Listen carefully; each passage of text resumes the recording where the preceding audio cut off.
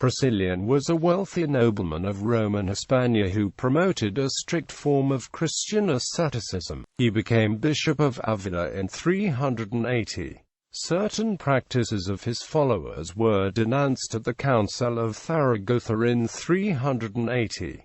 Tensions between Priscillian and bishops opposed to his views continued, as well as political maneuvering by both sides. Around 385, Priscillian was charged with sorcery and executed by authority of the Emperor Maximus. The ascetic movement, Priscillianism, is named after him, and continued in Hispania and Gaul until the late 6th century. Tractates by Priscillian and close followers, which had seemed lost, were discovered in 1885 and published in 1889. Priscillian was born around 340 AD, into the nobility, possibly in western Hispania, and was well educated. About 370, he initiated a movement in favor of asceticism. Priscillian advocated studying the Bible, but also apocryphal books. His followers, who were won over by his eloquence and his severely ascetic example, included the bishops Instantius and Salvianus. Beliefs. According to Priscillian, apostles, prophets, and doctors are the divinely appointed orders of the Church, preeminence being due to doctors, among whom Priscillian reckoned himself. The spiritual comprehend and judge all things, being children of wisdom and light, and a distinction between flesh and spirit, darkness and light. Moses and Christ, and the prince of this world, and Christ, are emphasized. In asceticism, Priscillian distinguished 3 degrees, though he did not deny hope of pardon to those who were unable to attain full perfection. The perfect in body, mind, and spirit were celibate or, if married, continent. Certain practices of the Priscillianists are known through the condemnatory canons issued by the 580 Synod, such as receiving the Eucharist in the church but eating it at home or in the conventicle, women joining with men during the time of prayer, fasting even on Sunday, meditating at home or in the mountains instead of attending church during Lent. According to Anna Maria C. M. George, he played the role of a catalyst among Lusitanian Christians and crystallized a variety of ascetic, monastic and intellectual aspirations that were either fairly, or even entirely, incompatible with Christianity as it was lived by the great majority of the bishops of the day. Opposition. His notable opponents in Hispania were Hyginus, Bishop of Córdoba, and Hydatius, Bishop of Mérida. They accused Priscillian's teachings of being Gnostic in nature. Through his intolerant severity, Hydatius promoted rather than prevented the spread of the sect. Hydatius convened a synod held at Zaragoza in 380. 10 bishops were present at this synod from Spain, and 2 from Aquitaine, Delphinus of Bordeaux, and Phoebadus of Agen. Although neither Priscillian nor any of his followers attended, he wrote in reply his 3rd tract justifying the reading of apocryphal literature, without denying that their contents were partly spurious. Neither Priscillian nor any of his disciples are mentioned in the decrees. The synod forbade certain practices. It forbade assumption of the title of doctor, and forbade clerics from becoming monks on the motivation of a more perfect life. Women were not to be given the title of virgins until they had reached the age of 40. Michael Kulokowski characterizes the concern at Zaragoza as the relationship between town and country, and the authority of the urban episcopacy over religious practice in outlying rural areas. In the immediate aftermath of the synod, Priscillian was elected Bishop of Ávila, and was consecrated by Instantius and Salvianus.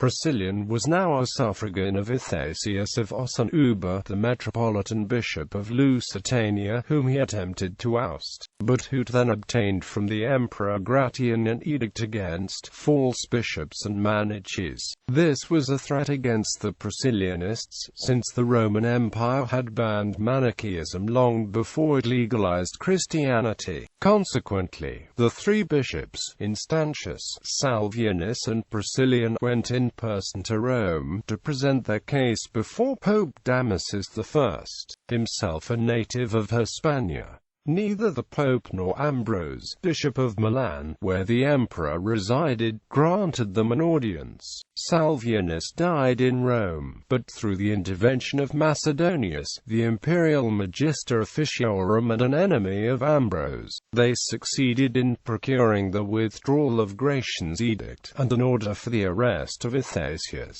Instantius and Priscillian, returning to Spain, regained the sees and churches. A sudden change occurred in 383, when the governor of Britain, Magnus Maximus, rebelled against Gratian, who marched against him but was assassinated.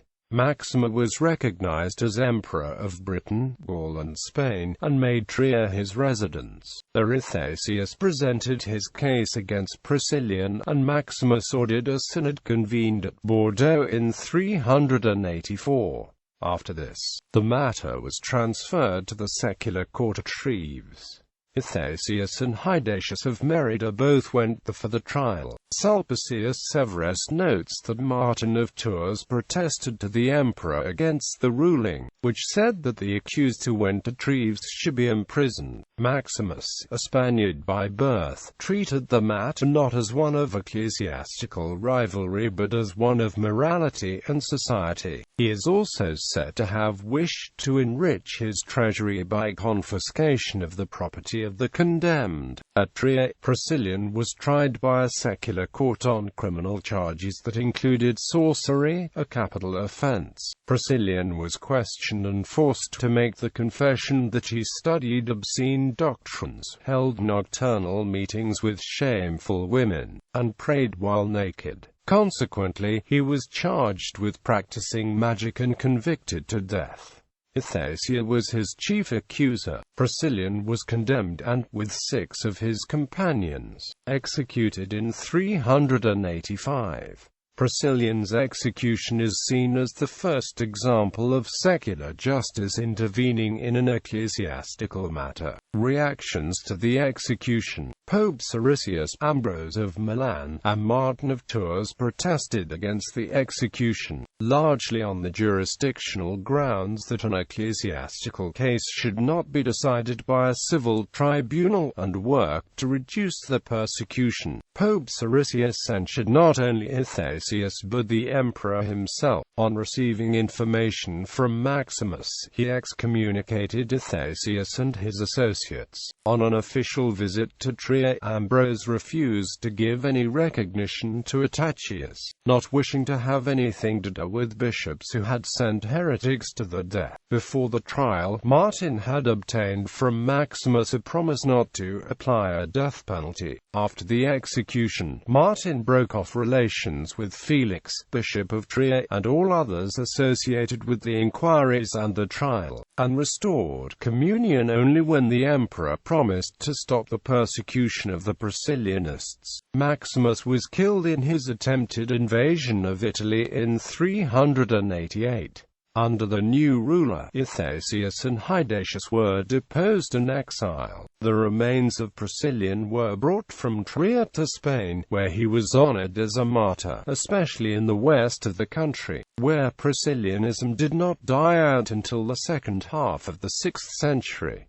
Continued Priscillianism. The heresy, notwithstanding the severe measures taken against it, continued to spread in Gaul as well as in Hispania. A letter dated the 20th of February 405, from Pope Innocent I, Bishop Exuperius of Toulouse, opposed the Priscillianists' interpretation of the Apocrypha. In 412, Lazarus, Bishop of Aix-en-Provence, and Herod, Bishop of Arles, were expelled expelled from the sees on a charge of Manichaeism. Proculus, the Metropolitan of Marseille, and the Metropolitans of Vienna Narbonne and Secunda were also followers of the rigorous tradition of Priscillian. Something was done for its repression by a synod held by Turribius of Astorga in 446, and by that of Toledo in 447. As an openly professed creed, it had to be declared heretical once more by the Second Synod of Braga in 563, a sign that Priscillianist asceticism was still strong long after his execution.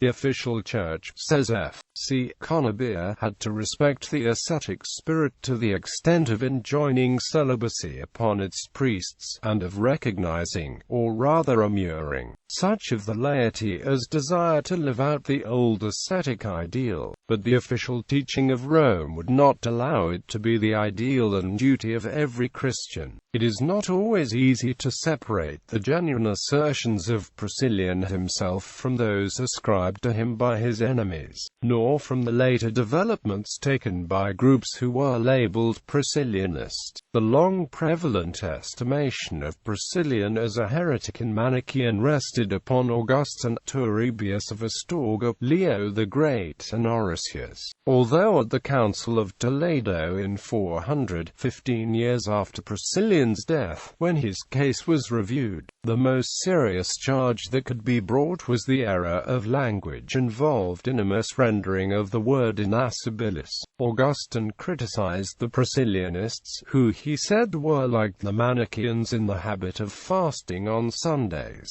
Priscillianism continued in the north of Hispania and the south of Gaul. Priscillian was honored as a martyr, especially in Gallerechia, where his body was reverentially returned from Trier.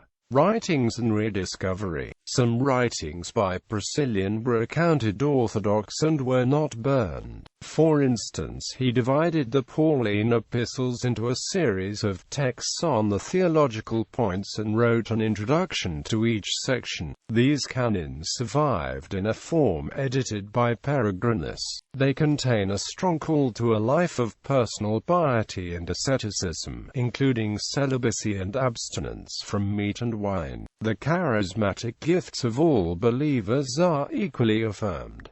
Study of Scripture is urged. Priscillian placed considerable weight on apocryphal books, not as being inspired but as helpful in discerning truth and error. It was long thought that all his writings had perished, but in 1885, Georg Scheps discovered at the University of Würzburg 11 genuine tracts, published in the Vienna Corpus 1886.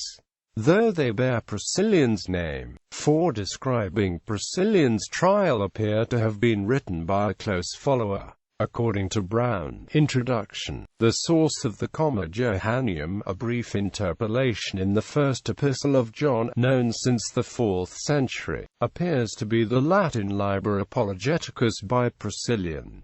The modern assessment of Priscillian is summed up by Chadwick.